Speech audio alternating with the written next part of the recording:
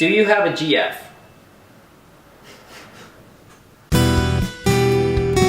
What is going on, YouTube? Thank you for stopping by my channel, and if you don't know who I am, my name is Brandon Deon. Welcome to the second episode ever of the hashtag askbrandon podcast. Basically, this is a podcast where I take your guys' questions off of Instagram. If you're ever looking to be on the podcast, just DM me at Brandondeonmusic with a question and I will message you back. And if the podcast that it would go on is full, then I will move it to the next podcast. Anyway, guys, let's get right into the questions. Alright, so the very first question of the episode comes from Justin Gallant, and he asks, did you ever feel discouraged when learning guitar or think about quitting? Yes, I have thought about quitting. I thought about quitting a lot of times, but it's not so much that I thought about quitting guitar altogether. When I went to university, I took jazz guitar performance. It's a 4-year degree. And there were a lot of times when I thought about quitting the program because people were just so good, especially when I was in my first year, right? Like, I wasn't really that good compared to the other guys, especially the fourth years. Like, they were amazing. And, you know, I thought about quitting because I questioned, you know, whether or not this was for me. And they were just so good, and I just felt like I couldn't keep up with them. But then I kind of realized, you know, like, they put in a lot more time than I did. And in my first year, I basically, if I can take one key lesson from that year, it's I kind of learned how to practice. That was like the whole thing about my first year. In my first year, I didn't really know how to manage my time. I didn't even really know about time management at all. I was 18, you guys, so like, I don't know. I could have had my shit together a little bit better. But yeah, so seeing people that are really amazing kind of discourages you to a degree, but I don't look at it like that anymore. The way I look at it now is I find it motivating, because if somebody's really good, it motivates me, because whenever I see someone that plays guitar really well, I'll try to learn from them. The next question I have comes from Aiden Edgeworth, and he asks, how long did it take you to learn the chords on a guitar?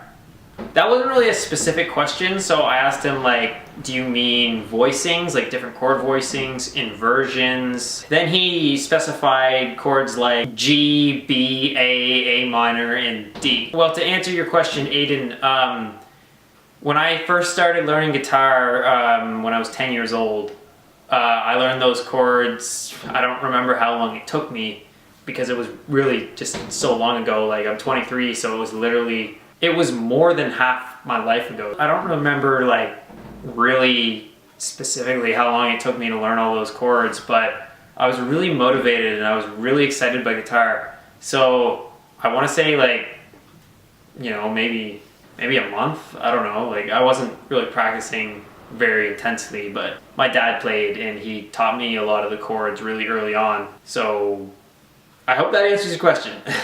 Question 3 comes from We Are Jenny and Jeff, and they ask, how long did it take you to reach 10,000 followers? I actually kind of answered this question in my last video, which was how I got to 10,000 followers in the first place. But if you didn't see that video, of course I'll kind of summarize how I reached my first 10,000.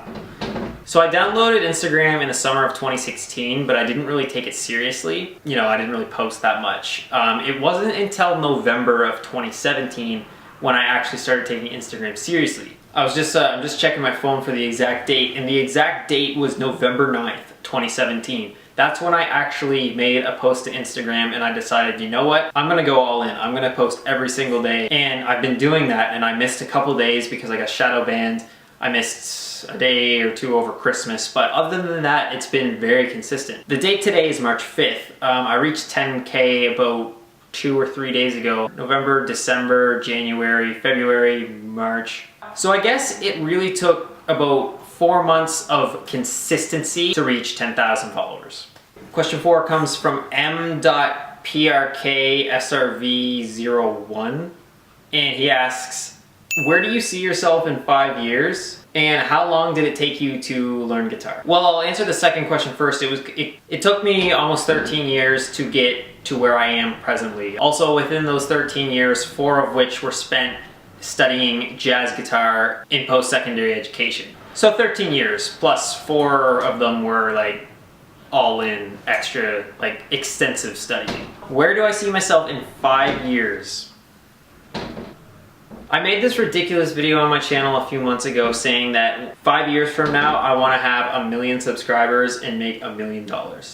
Do I still think that that is possible? After consuming a lot of Gary Vaynerchuk's content, if you don't know who that is, you need to go check him out now, by the way. He talks about patience so much and just like really eating shit for like the first 10 years of like whatever your career adventure may be. So I don't really think that it's possible to get $1 million within 5 years, but I do still think it's possible to get 1 million subscribers on YouTube. However, I'm no longer pursuing YouTube as actively as I am Instagram. So to kind of keep it short, I see myself as being a decently sized social media influencer and not having a job, not working for anybody, working for myself, monetizing myself online, not being super well off financially, but being really happy because I'm my own boss. Honestly, I feel like I could make a whole video dedicated to that question, but for the podcast's sake, I'm gonna keep it short, and that's the answer that I'm gonna go with for now.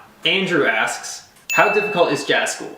Man, that was hard. Jazz school was very difficult. Like I said in the start of this podcast, there were times where I wanted to quit. It was just so hard, and I really love playing guitar. And jazz school actually kind of, it's funny how it works because it kind of makes you hate your instrument. Like, I mean, I love playing guitar, but like jazz school, there's so much pressure on you to practice and to perform well. And everybody knows, like everybody can see your progress because that's how jazz school works. It's not like a business class where if you fail like all your tests, the only people that know are you and your prof. Jazz school, everybody sees your progress because you're performing. That's literally what you're there to do. So if you perform shitty, like if you suck, everybody is gonna know, and you know what they're gonna do? They're gonna talk shit about you behind your back. They're gonna be like, Brandon sucks, Brandon can't play well, what the fuck is he doing? So that really sucks about it. It's kind of like juvenile in that sense. There's a lot of gossip. It's also very difficult because you literally have to perform. Like you have to perform to the best of your ability and you're being marked on it. Like it's not just like playing badly at a gig and then that gig is over and then, you know, whatever.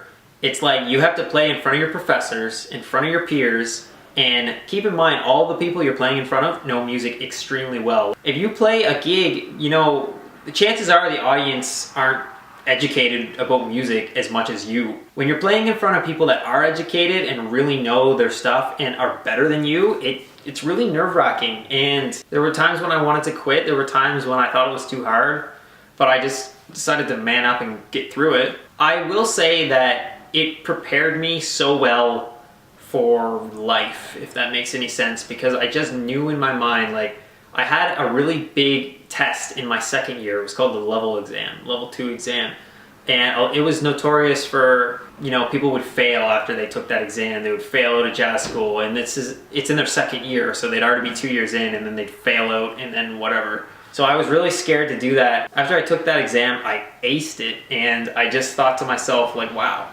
I really think that I can do anything now, because I really worked hard for it and it worked out well for me, and it taught me such a valuable life lesson that year. Like that year changed my life, and I mean that. Like that year changed the way I thought. If I failed that exam, I would probably be a different person, honestly, because if I failed that exam, I would probably think to myself, it doesn't matter how hard I try, some things I just won't be able to do. But I don't think like that. I think like, it doesn't matter how hard something is, I know I can do it. So yeah, jazz school was pretty hard. Moreno Hicks asks, do you have a GF?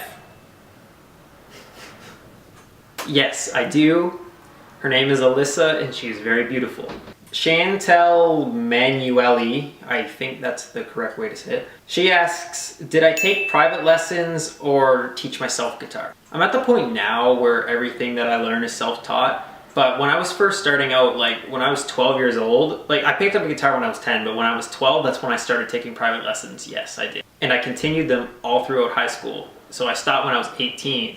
And it was then after high school that I started going, I took jazz in university. So I definitely took private lessons. I took them for quite a lot of my life, actually. Now having my degree and being on my own and stuff, everything I learn now is self-taught. But obviously, for me to teach something to myself is a lot different than somebody else who has only been playing guitar for like a year with no formal education or training whatsoever. Because I'm at the point now where like I can basically play anything I want as long as I have enough patience to sit down and learn it. But somebody who's just starting out, like they don't know what they don't know, and they might not necessarily know the right way to practice. But to sum it all up, I took private lessons. All right, this next question I actually skipped over by mistake when I was filming. I only realized it when I was editing everything, and I was one question short. So here it is. John asks, can I sweep pick? Well,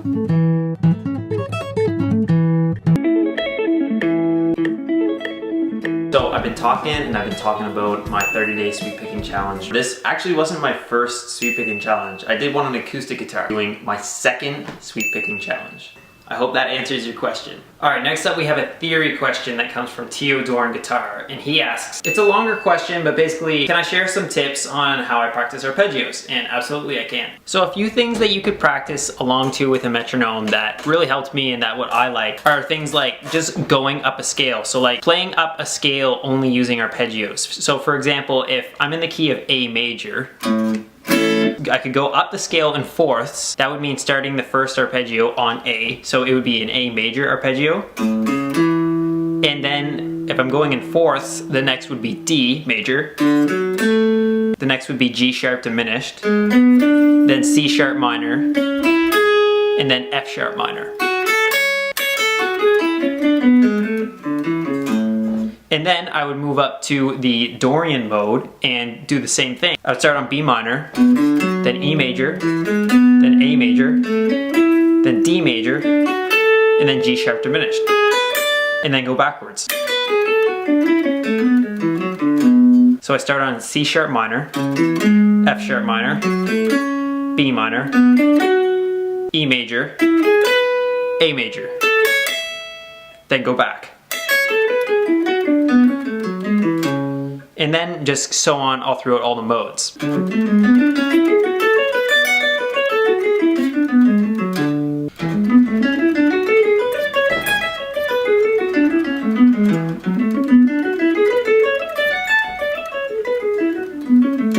Another exercise that you could do would just be ascending through the scale using arpeggios. So if I wanted to do that and I started at A major, I could play an A major 7 arpeggio, and then just go in order. B minor 7, C sharp minor 7, D major 7, E 7, F sharp minor 7, G sharp half diminished, then to A major.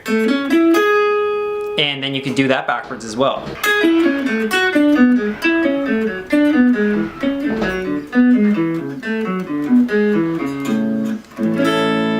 A third one that you could try would be just how many places on the guitar neck can you play an arpeggio. For example, A major, now play it on a different string, different frets, right? So there it is on the A string, now play it on the D. Now play it on the G. Can you play it on the B string?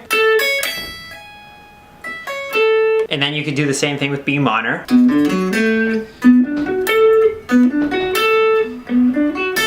So yeah, if you want to do those, you know, put a metronome on and practice those, and then cycle through all 12 keys, you know. You start at A major, you can go around the cycle of fifths. You could go A major, and then you could go E major, and then you could go B major, and then you could go F sharp major, and just go through all 12 of them, and by the end of that, you really start to understand the neck. I hope that helped. All right, the final question of hashtag Ask Brandon number 2 comes from Cow Tidra, and he asks, how does the first part of the Master of Puppets solo work? The one that is harmonized. This, my friend, is another theory-related question. Kirk and James are playing 2 different parts. It's a harmonization.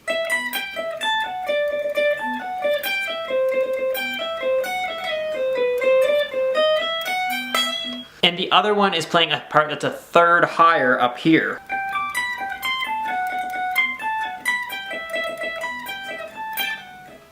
Something like that. But all it is a dual guitar harmony in thirds. And I know you watch my videos, so you see me harmonize with thirds all the time. That's all they're doing for the first part of the solo there. And on that note, you guys, that's it. That's all 10 questions for hashtag Ask Brandon number 2, my second podcast. Thank you so much if you asked a question. If you have a question that you want to ask, to be on the 3rd episode. Thank you guys for watching to the end. I really appreciate it, especially as a small YouTuber. My Instagram's not doing too badly, but here on YouTube, I could be doing a little bit better, you guys, let's admit it. So yeah, make sure you subscribe and share this if you think somebody would find it interesting. That's gonna be it for this episode, you guys, and I'll see you guys in the next one.